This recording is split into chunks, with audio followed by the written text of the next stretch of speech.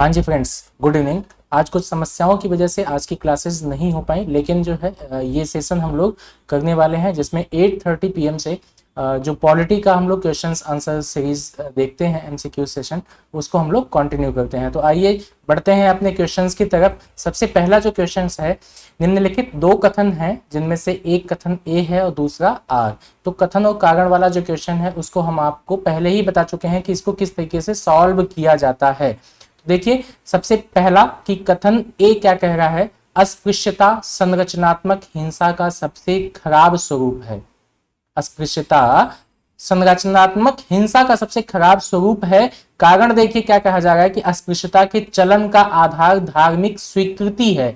तो कथन भी इसमें क्या है, सही है, और उसके साथ में ही कारण भी हमको सही दिख रहा है। तो इसमें क्या होगा, ए और आर दोनों सत्य हैं। आर ए की सही व्याख्या भी कर रहा है, जिसकी वजह से देखिए अस्पृश्यता के चलन का आधार जो धार्मिक स्वीकृति है, इसकी वजह से ज्यादा देखने को मिलता है। ठीक, जिसकी वजह से ही अस्पृश्यता में संरचनात्मक हिंसा का सबसे खराब स्वरूप भी देखने को मिलता है। ये देखिए यूपीपीसीएस में जो बीईओ का एग्जाम हुआ था 2019 का, उसका ये क्वेश्चंस है। ठीक है, तो इसमें देखिए अब हम लोग बढ़ते हैं अपने अगले क्वेश्चन की तरफ। ये देखिए इसमें आंसर दिया हुआ है, आगे की सही व्याख्या करता है। अगला जो क्वेश्चन है वो हमारे सामने, भारतीय संविधान के निम्नलिखित अनुच्छेदों में से कौन सा भिन्न वर्ग में आता है।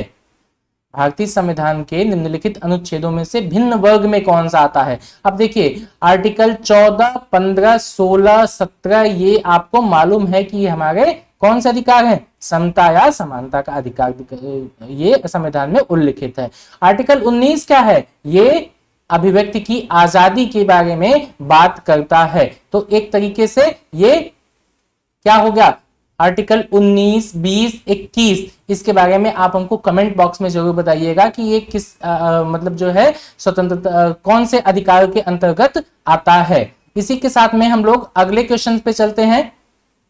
तो इसमें अच्छा आंसर क्या होगा, इसमें आंसर होगा आर्टिकल 19। तो 14, 15, 16 ये एक ही अधिकार के अंतर्गत आते हैं और 19 जो है इसमें से भिन्न वर्ग में आता है। अब अगला जो क्वेश्चन है वो है, भारतीय संविधान में स्वतंत्रता का अधिकार 4 अनुच्छेदों के द्वारा प्रदान किया गया है। अभी हमने आपको पिछले क्वेश्चन में ही बता दिया कि 19, 20, 21 और 22 ये जो है ये किसमें, स्वतंत्रता के अधिकार में से आते हैं। ठीक है, बाकी आपको मालूम है 16 से 19 जो बी आर्टिकल है इसका तो कोई मतलब नहीं होता है, क्योंकि 16, 17 तो हमारा चल जाता है समता के अधिकार में, और 16, 17, 18 भी। 19 से लेकर के 22 तक का हो जाता है स्वतंत्रता का अधिकार। उसके बाद देखिए 17 की बात की जा रही है, 20 की नहीं, ये भी नहीं होगा, 18, 21 की बात की जा रही है, ये भी नहीं। तो आर्टिकल जो क्वेश्चन नंबर 3 का ए इसमें सही होगा। आर्टिकल 19 से लेकर के आर्टिकल 22 तक ये स्वतंत्रता के अधिकार इसमें प्रदान किए गए हैं। अगला क्वेश्चन अब हम लोग देखते हैं, भारतीय संविधान के किस अनुच्छेद में भाषण एवं अभिव्यक्ति की स्वतंत्रता के मूल अधिकार का प्रावधान किया गया है। ये तो सभी लोगों को मालूम होगा। अनुच्छेद किसमें, अनुच्छेद 19 में। अनुच्छेद 19 में भाषण एवं अभिव्यक्ति की स्वतंत्रता का मूल अधिकार प्रदान किया गया है। ठीक, भारत के संविधान के निम्नलिखित में से कौन सा अनुच्छेद प्रेस की स्वतंत्रता से संबंधित है। जो प्रेस की स्वतंत्रता की बात की जाएगी तो वहां पर भी आर्टिकल 19(1)(a जिसमें जो है प्रेस की स्वतंत्रता उल्लिखित की गई है। आर्टिकल 20 नहीं, ये तो नहीं है। आर्टिकल 21 ये भी मालूम है आपको कि किसकी वजह से है, ये जीवन एवं प्राण से संबंधित ये है। आर्टिकल 22 ये अलग हो जाता है। तो आर्टिकल 19 जो है ये प्रेस की स्वतंत्रता से संबंधित है। अब देखिए अगला जो क्वेश्चन है, भारतीय संविधान का कौन सा अनुच्छेद प्रेस की स्वतंत्रता को आश्वासित करता है। ये पिछले ही क्वेश्चन का बदला हुआ स्वरूप है।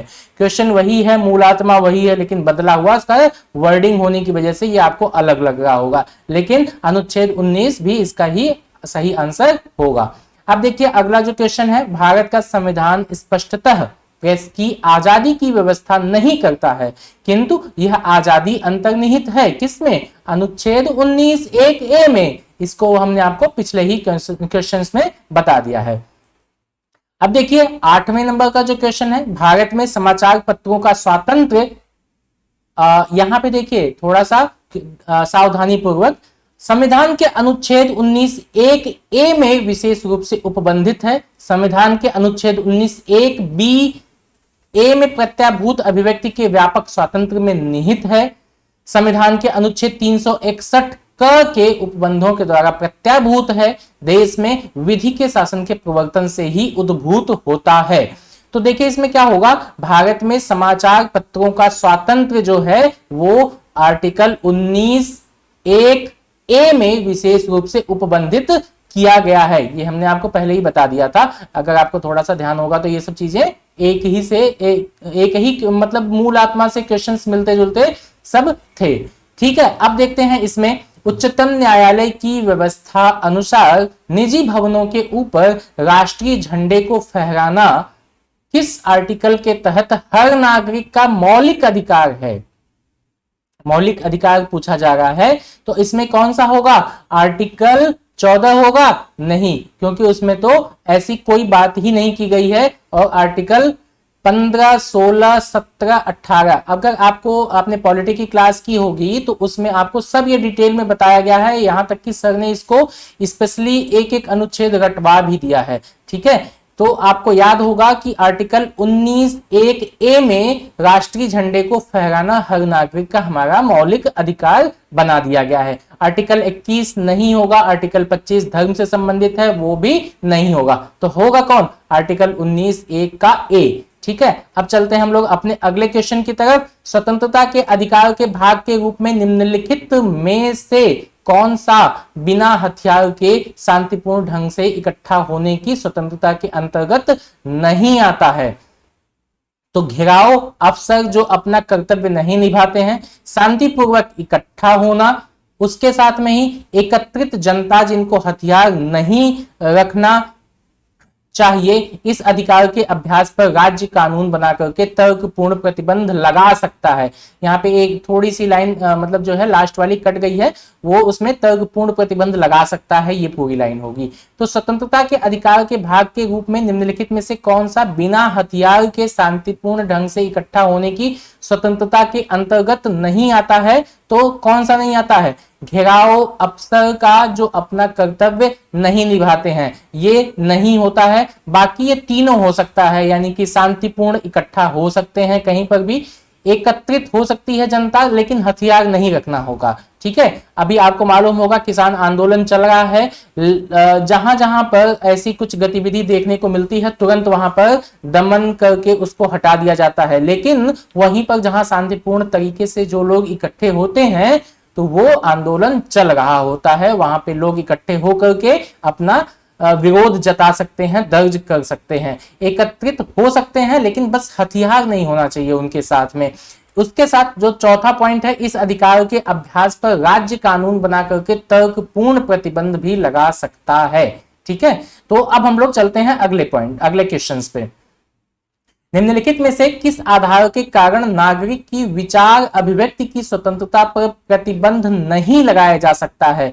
किसकी वजह से नहीं लगाया जा सकता है, ये बात की जा रही है। भारत की संप्रभुता की वजह से नहीं, इसकी वजह से तो लगाया जा सकता है। लोक व्यवस्था की वजह से, इसकी वजह से भी प्रतिबंध लगाया जा सकता है। ठीक है, जो आर्टिकल 1(a) से लेकर के आपने देखा होगा F तक जो आपको स्वतंत्रता दी गई है, 5 प्रकार की स्वतंत्रता, उन्हीं पर निर्बंधन भी लगाया गया है। ठीक है, आर्टिकल 1 के B से लेकर के उसमें निर्बंधन भी लगाया गया है। ऐसा नहीं कि आपको आजादी दे दी गई स्वतंत्रता बोलने की तो आप कुछ भी बोलते रहेंगे, तो ऐसा नहीं हो सकता है। तो भारत की संप्रभुता को देखते हुए आप ऐसे काम नहीं कर सकते हैं। लोक व्यवस्था को देखते हुए, जिसमें जो है सामाजिक कोई भेदभाव ना उत्पन्न हो, सामाजिक संरचना ना बिगड़े, जिसकी वजह से तो ऐसी स्वतंत्रता आपको नहीं दी जाएगी। न्यायपालिका का अपमान नहीं कर सकते हैं। अवांछनीय आलोचना हाँ ये कर सकते हैं, उपरोक्त सभी ये तो नहीं होगा। तो जो डी ऑप्शन है, फिर से एक बार क्वेश्चन पढ़ करके इसको डी को लगा दीजिए। क्यों? क्योंकि जो है देखिए क्वेश्चन में क्या कह रहा है कि निम्नलिखित में से किस आधार के कारण नागरिक की विचार अभिव्यक्ति की स्वतंत्रता प्रतिबंध नहीं लगाया जा सकता है। तो प्रतिबंध नहीं लगाया जा सकता है वो अवांछनीय आलोचना। अब जैसे अब जो है कोई सरकार कोई गलत कार्य कर रही है, जो मतलब जनता को ऐसा लग रहा है कि कुछ गलत कार्य हो रहा है, फिर भी जो है लोग समर्थन पे समर्थन किए बैठे हैं, तो हर नागरिक का यह अधिकार है कि वो अवांछनीय आलोचना कर सकती है, या हर नागरिक कर सकता है। ठीक है, तो ये एक लोकतंत्र का ये एक पहचान भी है। तो लोकतंत्र का ये पहचान भी है। जैसे आप लोग हमेशा देखते होंगे सरकार चाहे जो हो, मतलब आज के समय की बात हम नहीं कर रहे हैं, चाहे जो हो, तो विपक्ष इसीलिए बनाया जाता है, साथ में ही नागरिक भी, जनता भी यहाँ की वो आलोचना कर सकती है। लेकिन अभी आपने देखा होगा आर्टिकल 66(1) आईपीसी की धारा 66(a) के तहत काफी कुछ जो है कई लोगों पर कुछ जो है आलोचना के कारण, कुछ पेंटिंग के कारण या किसी और कारण से उन पर प्रतिबंध लगाने की कोशिश भी की जा रही है। लेकिन अभी हाल ही में फिर से सुप्रीम कोर्ट का आदेश आया कि नहीं, ये तो गलत गतिविधि है, ऐसा नहीं होना चाहिए। कोई भी आलोचना सरकार का कर सकता है, लेकिन एक हद तक ही। ठीक है, ऐसा ना हो कि फिर वही लोक व्यवस्था या फिर संप्रभुता की बात वहां पे खड़ी हो जाए। चलिए हम लोग चलते हैं अगले क्वेश्चन पे। क्वेश्चन नंबर 12 क्या कहता है? भारतीय गणराज्य के संविधान का कौन सा अनुच्छेद व्यक्ति की प्राण एवं दैहिक स्वतंत्रता के संरक्षण से संबंधित है? ये भी हम लोग डिस्कस कर चुके हैं। आर्टिकल 19 क्या है? वो स्वतंत्रता का अधिकार है, लेकिन वो किस चीज के स्वतंत्रता के बारे में कहता है ये आप लोग कमेंट बॉक्स में बताइएगा। ये बहुत ही अच्छा क्वेश्चन है। इसके साथ में देखिए दैहिक एवं प्राण स्वतंत्रता की बात की जा रही है आर्टिकल 21 में। ठीक है, आर्टिकल 20 के बारे में आप लोग बताइए कि उसमें क्या कहा जा रहा है, और आर्टिकल 22 के बारे में भी बताइएगा उसमें क्या कहा जा रहा है। ठीक, अब हम लोग चलते हैं अपने अगले क्वेश्चन पे।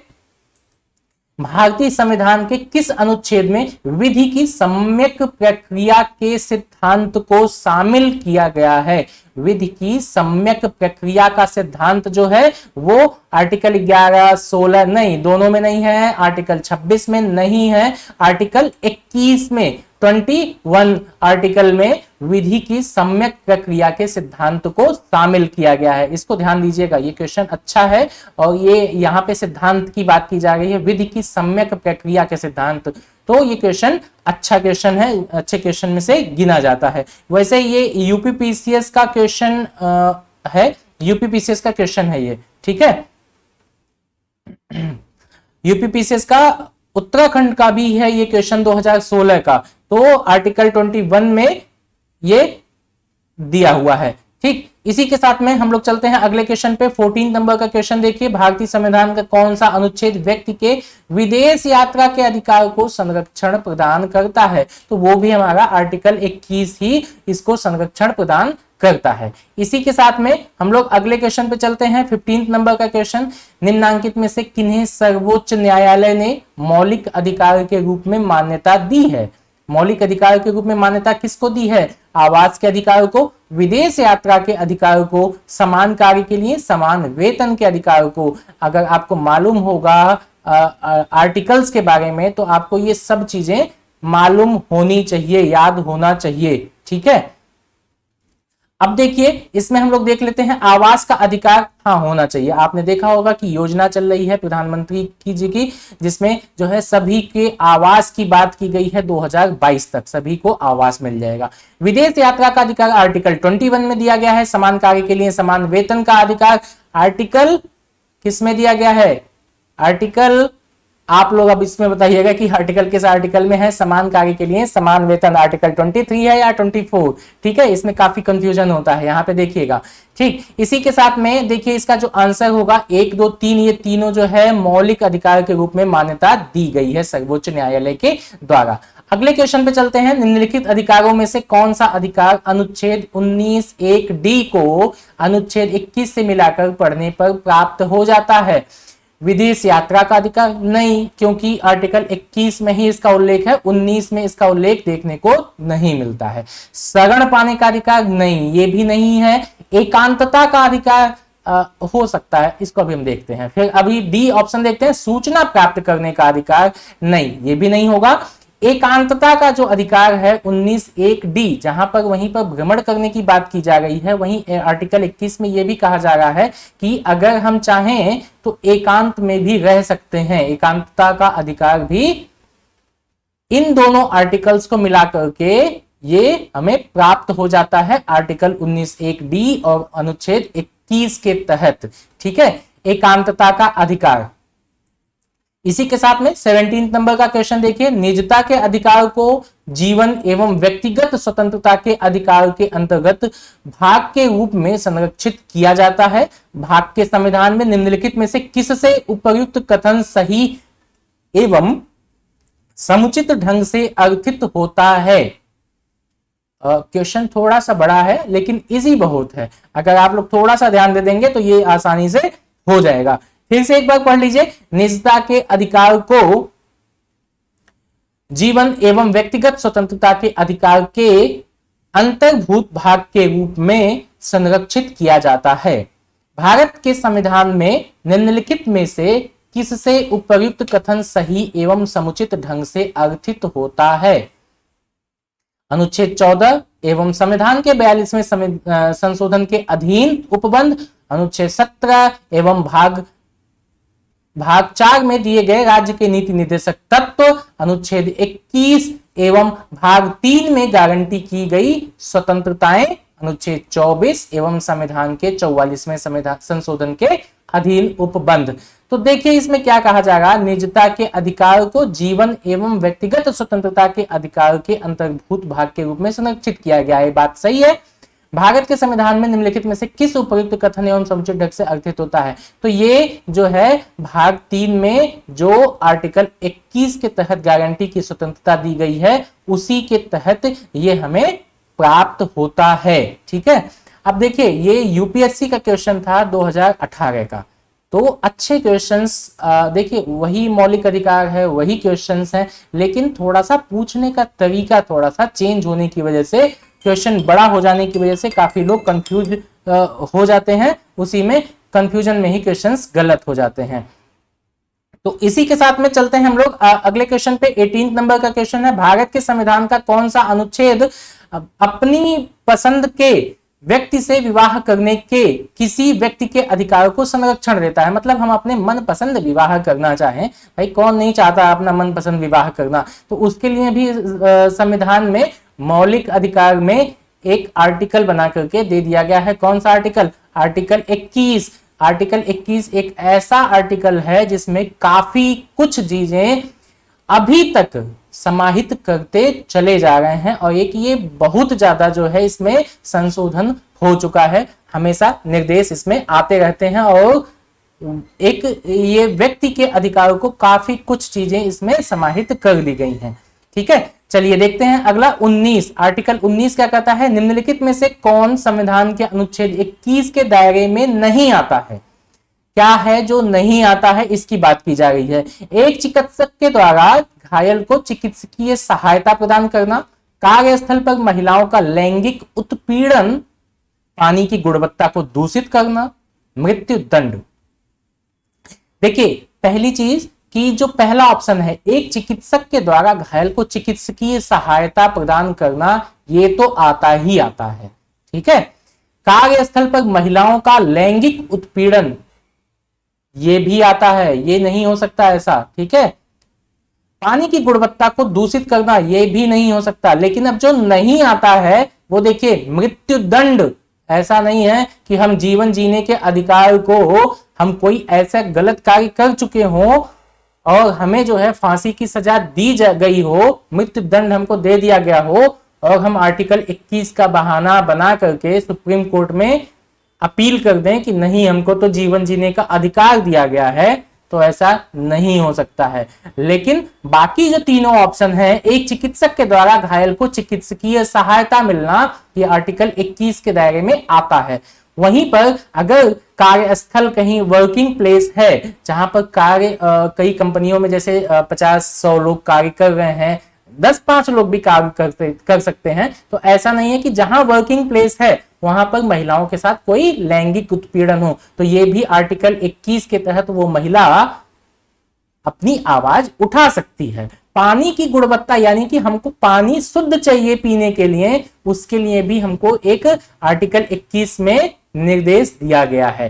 ठीक है, तो इसके साथ ही हम लोग चलते हैं अब अपने अगले क्वेश्चन पे। 20 नंबर का क्वेश्चन है, निम्न में से कौन सा एक अधिकार राष्ट्रीय आपातकाल तक में भी समाप्त या सीमित नहीं किया जा सकता है, तो वो क्या है, ये बताया जा चुका है। फिर भी देख लेते हैं इसमें, देश के किसी भाग में निवास तथा बसने की स्वतंत्रता का अधिकार, व्यक्तिगत स्वतंत्रता तथा जीवन का अधिकार, भारत के संपूर्ण क्षेत्र में अबाध भ्रमण की स्वतंत्रता का अधिकार, वृत्ति या उपजीविका की स्वतंत्रता का अधिकार। अब देखिए इसमें क्या होगा, निम्न में से कौन सा एक अधिकार राष्ट्रीय आपातकाल, यानी कि आर्टिकल जब 352 के तहत या 356 के तहत या जो भी राष्ट्रीय आपातकाल लग रही है उस समय में भी समाप्त या सीमित नहीं किया जा सकता है, वो क्या है, व्यक्तिगत स्वतंत्रता तथा जीवन का अधिकार। व्यक्तिगत स्वतंत्रता तथा जीवन का अधिकार, ये यूपीपीसीएस मेंस का 2008 का क्वेश्चन आया हुआ है। ये बहुत ही अच्छा क्वेश्चन था, क्योंकि इसमें 44वें संविधान संशोधन के माध्यम से इसको चेंज कर दिया गया था। आपको एक घटना याद होगी, इंदिरा गांधी और जो है उस समय जनता पार्टी को लेकर के जो घटना, शायद सर ने इसको सुनाई होगी क्लास में। ठीक है, चलिए हम लोग अब अगले क्वेश्चन की तरफ बढ़ते हैं। व्यक्तिगत स्वतंत्रता तथा जीवन का अधिकार, ये जो है इसको समाप्त या सीमित नहीं किया जा सकता है। ठीक, अगला जो क्वेश्चन है 21वें नंबर का क्वेश्चन है, उच्चतम न्यायालय के किस मामले के निर्णय के कारण संविधान के अनुच्छेद 21 के कार्य क्षेत्र का विस्तार करके शिक्षा के अधिकार को उसमें शामिल किया गया था। उन्नी कृष्णन बनाम आंध्र प्रदेश का, गोविंद बनाम मध्य प्रदेश राज्य, परमानंद कटारा बनाम भारत संघ के केस में, चनेली सिंह बनाम उत्तर प्रदेश राज्य के केस में। तो इसमें ये देखिए, ये एमपीपीसीएस का 2019 का क्वेश्चन है, ये लेटेस्ट क्वेश्चन में से आते हैं, तो इसको थोड़ा सा ध्यान दिया कीजिए। जो लेटेस्ट है वैसा अगल बगल के प्रदेशों में, जैसे एमपी का क्वेश्चन है ये मध्य प्रदेश का, तो यूपी में भी पूछा जा सकता है, लोअर में भी पूछा जा सकता है। खासतौर से इसीलिए पिछले साल के पेपर जो है, कम से कम 12 से 15 साल के पेपर आपको कंठस्थ होने चाहिए, उसके क्वेश्चंस रिवीजन मतलब करते रहिए इतना कि वो याद हो जाएं। तो ये जो क्वेश्चंस आपको कराए जा रहे हैं ये पिछले साल के ही क्वेश्चंस में से हैं, तो इसको आप पूरी तरीके से ध्यान से एक एक जो भी क्वेश्चंस है उसको मतलब इतनी बार कर जाइए ना कि याद हो जाए पूरी तरीके से। और जो नहीं आ रहा हो, जैसे मान लेते हैं जो आपका ये क्वेश्चन है 21 नंबर का क्वेश्चन, ये मान लीजिए आपसे नहीं बन रहा, तो नहीं बन रहा तो इसका मतलब आपको नहीं ध्यान में आ रहा है, नहीं ध्यान में आ रहा है तो जो आंसर्स आ रहे हैं या उसकी व्याख्या बताई जा रही है उसको आप नोट डाउन कर लीजिए। ठीक है, इससे क्या होगा कि एग्जाम टाइम में आपको रिवीजन करने में काफी हेल्प मिलेगी। चलिए देखते हैं कि उच्चतम न्यायालय के किस मामले के निर्णय के कारण संविधान के अनुच्छेद 21 के कार्यक्षेत्र का विस्तार करके शिक्षा के अधिकार को उसमें शामिल कर दिया गया है। ये केस था उन्नी कृष्णन बनाम आंध्र प्रदेश का।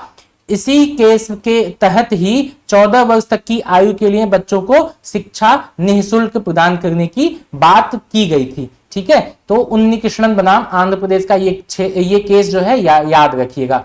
अगला जो क्वेश्चन है वो है 6 वर्ष की आयु से 14 वर्ष की आयु के बीच सभी बच्चों को शिक्षा का अधिकार किसके तहत आता है? राज्य के नीति निर्देशक सिद्धांतों में सम्मिलित है, मूल अधिकार में सम्मिलित है, सांविधिक अधिकार में सम्मिलित है, उपर्युक्त में से कोई नहीं। तो ये क्या होगा इसमें? ये यूपीपीसीएस का ही 2006 का क्वेश्चन है ये। ठीक है, अब देखिए इसमें एक संशोधन हुआ था 86वां संविधान संशोधन, उसके तहत जो है इसको जोड़ा गया था और इसमें मूल अधिकार के तहत ये आता है 6 वर्ष से 14 वर्ष तक के सभी बच्चों को शिक्षा का अधिकार।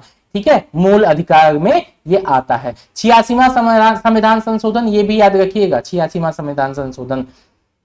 23वें नंबर का क्वेश्चन देखिए, भारतीय संविधान में संशोधन करके शिक्षा का अधिकार कब जोड़ा गया है? 1 अप्रैल 2010 को, 1 अगस्त 2010 को, 1 अक्टूबर 2010 को, 1 दिसंबर 2010 को। तो भारतीय संविधान में संशोधन करके शिक्षा का अधिकार जोड़ दिया गया है कब? 1 अप्रैल 2010 को। ठीक है, 1 अप्रैल 2010 को। अब देखिए अगला जो क्वेश्चन है 24वें नंबर का क्वेश्चन, निम्न में से कौन सा एक मानव अधिकार भारतीय संविधान के अंतर्गत मौलिक अधिकार भी है? तो कौन सा एक मानव अधिकार जो है वो मौलिक अधिकार भी है? सूचना का अधिकार, काम का अधिकार, शिक्षा का अधिकार या फिर मकान का अधिकार? इसमें से कौन सा अधिकार ऐसा है जो मौलिक अधिकार भी है? तो वो है शिक्षा का अधिकार। शिक्षा का अधिकार वो जो है मानव अधिकार के साथ साथ मौलिक अधिकार भी है। 25वें नंबर का इस सेशन का जो लास्ट क्वेश्चन है वो हम लोग देख लेते हैं। देखिए कथन ए और कथन बी, कथन कारण वाले क्वेश्चन है। कथन ए क्या कह रहा है? राज्य 6 से 14 वर्ष के सभी बच्चों को निःशुल्क एवं अनिवार्य शिक्षा प्रदान करेगा। ये तो अभी हम लोगों ने पिछले क्वेश्चंस में देख लिया है, तो ये तो सही है। दूसरा क्या है कि एक प्रजातांत्रिक समाज में शिक्षा का अधिकार मानवाधिकार के रूप में विकास के अधिकार की व्याख्या के लिए अपरिहार्य है। अब इसमें क्या होगा? उपयुक्त कथनों के संदर्भ में सही उत्तर चुनिए। ए और आर दोनों सही हैं। ए सही स्पष्टीकरण है आर का, ए और आर दोनों सही है किंतु सही स्पष्टीकरण नहीं है। ए सही है किंतु आर गलत है। अब इसमें क्या होगा कि ए तो सही है, 6 से 14 वर्ष के लिए सभी बच्चों को निःशुल्क एवं अनिवार्य शिक्षा मिलेगी। दूसरा देखिए कारण फिर से कि एक प्रजातांत्रिक समाज में शिक्षा का अधिकार मानवाधिकार के रूप में विकास के अधिकार की व्याख्या के लिए अपरिहार्य है, तो ये भी सही है और इसी के साथ में ये जो है उसकी सही व्याख्या भी कर रहा है। तो क्या होगा इसमें? ए ऑप्शन हमारा इसमें सही होगा। तो इस तरीके से हमारा ये सेशन यहीं पे समाप्त होता है और उसके साथ में ही मॉर्निंग में हम लोग करंट अफेयर्स की क्लास से फिर कंटिन्यू करते हैं। कल से सभी सेशन एक साथ स्टार्ट हो गए हैं। करंट अफेयर्स की क्लास वो आपकी जो टाइमिंग थोड़ी सी चेंज हुई है, 6:15 बजे से कर दी गई है 6:15 पर। उसी के साथ में ही 8:15 बजे से 8:15, ठीक है, 8:15 बजे से इतिहास की क्लास चल रही है जिसमें कि पाषाण काल से अभी फर्स्ट टॉपिक हो चुका है, सेकेंड टॉपिक कल से वो भी स्टार्ट हो जाएगा। उसके साथ में ही 11 बजे से साइंस की क्लास और 6 बजे से आपकी पॉलिटी की क्लास, एमसीक्यू 7:30 बजे से साइंस का और 8:30 बजे से पॉलिटी का एमसीक्यूज हो रहा है कंप्लीट। ठीक है, तो इस तरीके से ये सेशन हमारा आगे बढ़ता जा रहा है और ज्योग्राफी और करंट अफेयर्स को लेकर के वो भी आपकी प्लानिंग चल रही है। बहुत जल्दी उस चीज को भी लेकर के ये हमारा एक प्रोग्राम चलेगा और पूरी उम्मीद है कि 15 सितंबर तक हम लोग सब कुछ खत्म कर चुके होंगे। ठीक है, 15 सितंबर तक हम लोग सब कुछ खत्म कर चुके होंगे और उससे पहले ही आपके सामने एक और बड़ी न्यूज सुनने को मिलेगी, वो समय आने पर वो भी बता दिया जाएगा। Thank you.